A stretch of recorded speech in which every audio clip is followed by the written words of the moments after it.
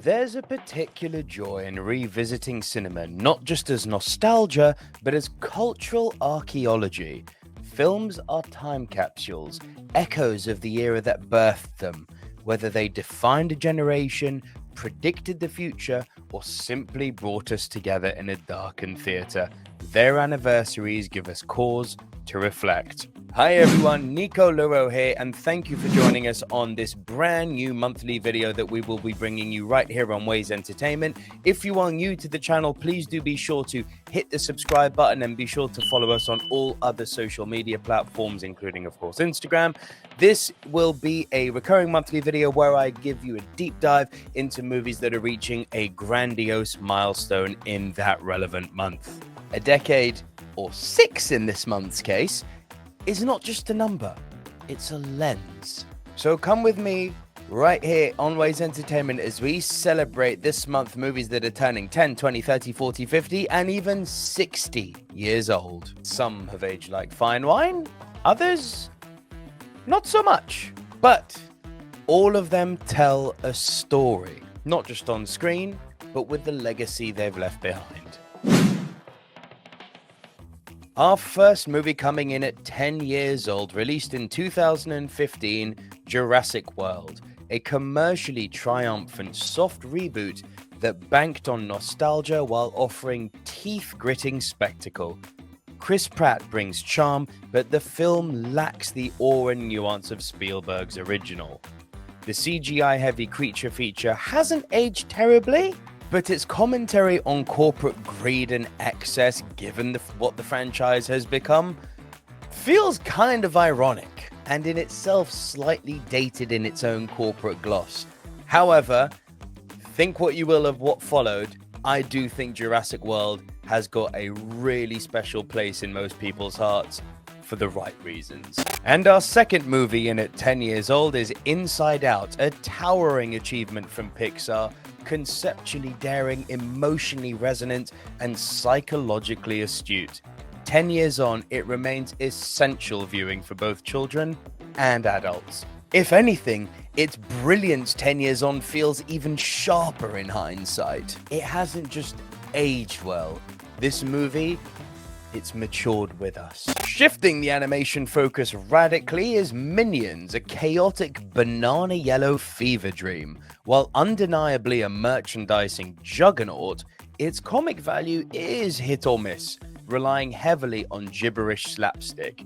For better or worse, it helped define kids' animation in the 2010s. For a lot of people though, watching it is far less enlightening, especially when you consider Inside Out's existence, and a tad more exhausting. Me personally, I'm a sucker for stupidity, and this movie does hit all the right notes for me. But let me know what you guys think in the comments section below. If you had to pick Inside Out or Minions. And rounding off our 10-year milestone is Terminator Genisys, a convoluted and paradox misfire that tried to rewrite Terminator lore while rebooting the franchise. Neither fish nor fowl, it's a film that feels dated upon release and has not benefited from time. Nostalgia for Schwarzenegger is not enough here, nor is it enough to salvage this movie's clear identity crisis, and I think it's universally agreed that of all the Terminator movies, this is one of the worst ones they've made. Let's rewind the clock now to 20 years. Mr. and Mrs. Smith, a kinetic spy rom-com that's best remembered for its behind-the-scenes tabloid drama. Brad Pitt and Angelina Jolie's chemistry is clearly undeniable, but the film's tonal shifts feel less sleek today. Still, as an artifact of mid-2000s blockbuster flair, it does hold up. And it's very interesting to see how these two juggernaut actors came together, to be honest. And our next entry at 20 years old is one for the ages. Batman Begins, the film that reshaped superhero cinema. Nolan's grounded psychological approach to Bruce Wayne gave us a template for the genre's future. 2 decades later, its influence is everywhere. However brilliant though, its visual palette does feel oppressively grim.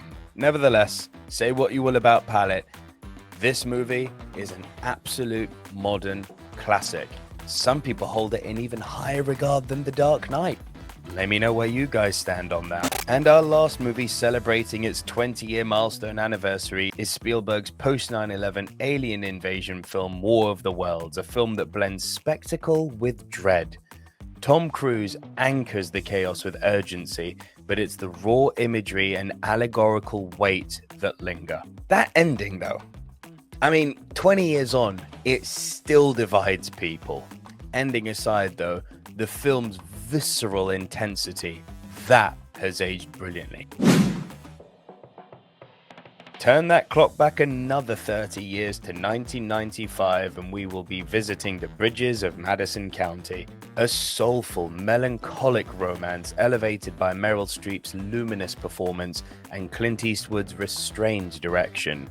Quietly devastating, it defies time with its emotional honesty. If anything, it plays even better today. Far less a melodrama and more meditation on the roads not taken. A guilty pleasure up next, 1995's Congo. Equal parts ridiculous and charming, a jungle adventure that veers into campy territory with talking gorillas and laser guns. It has not aged well, but it's such fun. To be honest, its earnest absurdity has made it something of a cult oddity. Shifting the lens now to 1995's Pocahontas, aesthetically lush with a stirring Alan Menken score, but Disney's historical revisionism, especially in the world we live in now, has not aged well. Today, it's a flashpoint for conversations about representation, cultural appropriation, and sanitized storytelling. For some. For others who don't lean so hard onto the political side of movie watching, I think Pocahontas, as an isolated story, irrespective of outside factors, is one of Disney's quiet, unsung heroes. It's a majestic Romeo and Juliet-esque story that, granted, has been severely whitewashed and veered away from the horrors of what really happened, but that was never going to make its way into a kids movie now, was it? As a kids movie, for me, this is one of the best. Let me know what you guys think. Another Batman movie on this month's rundown, Batman Forever, Joel Schumacher's neon-drenched spectacle, marked a pivot to camp after Burton's brooding gothic. It is a tonal mess, but it's a visually distinct one. R.I.P. to the great Val Kilmer, for some, one of their favorite Batmans, for others, utterly forgettable. Jim Carrey is unhinged, and to be honest, Tommy Lee Jones seems like he's acting in a completely different movie. Curiosity value, yeah, mega high. If you want to, it's more akin, to be honest, to the old school 60s TV Batman. But if you want to see that come to life with a 90s bit of flair, if you've not seen it, this movie's worth a watch. From the neon streets of Gotham to the quietness of outer space, let's now go with Apollo 13. A model of classic Hollywood craftsmanship, Ron Howard's meticulous retelling remains gripping, buoyed by a stellar ensemble led by Tom Hanks.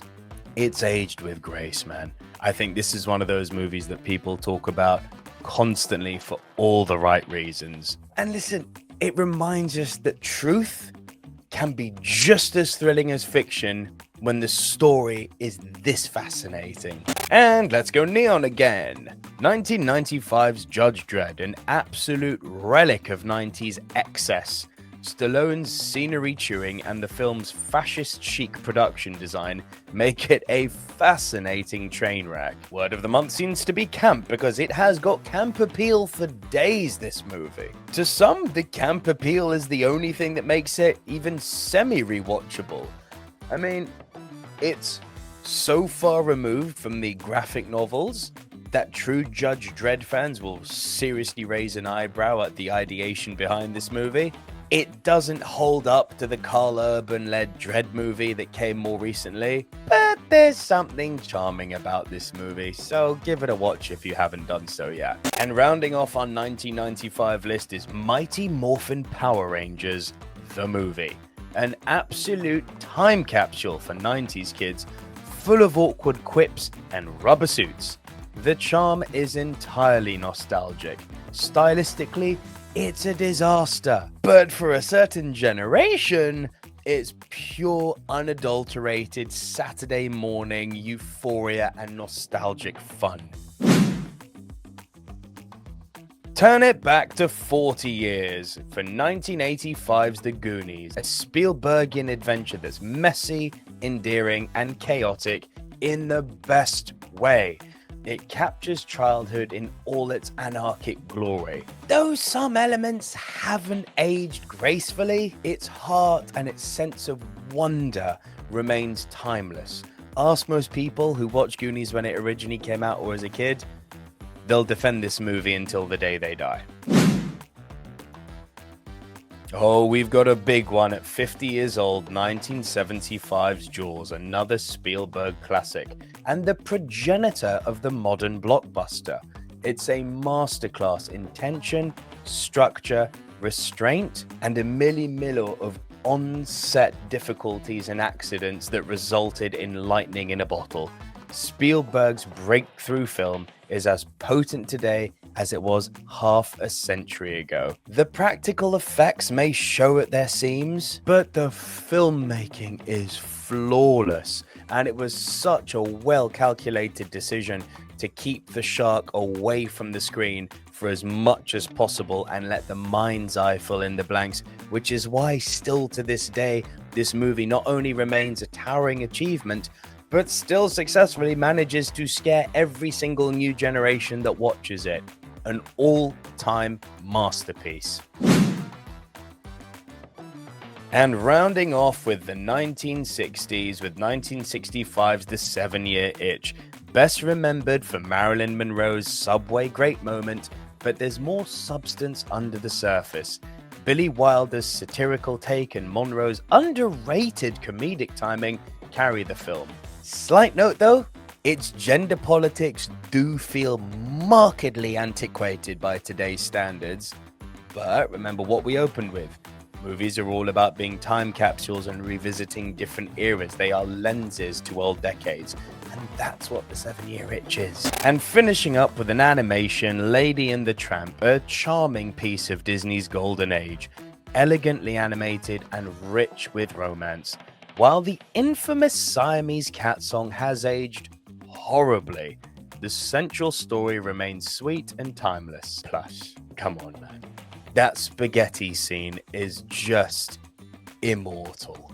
So I'll round off this video with this. Time is cinema's most honest editor. Some films lose relevance, others gain new resonance. What endures is rarely what studios expect, because cultural value can't be manufactured. This month's anniversaries remind us that every era has its gems, its duds, and its curiosities, but all of them in their own way deserve to be revisited. Not just to judge the past, but to understand how far we've come and how we've got to where we are now. My name's Nico Luro. It's been an absolute joy bringing you this classic movie rundown here on Ways Entertainment. If you do want to see more of my content, you can head on over to the Silver Screen Dudes on YouTube. And please, as always, be sure to like this video if you do love movies. Subscribe to the channel for more movie news, movie buzz. But until next time, I'll see you on the next video. Long love cinema. Bye for now.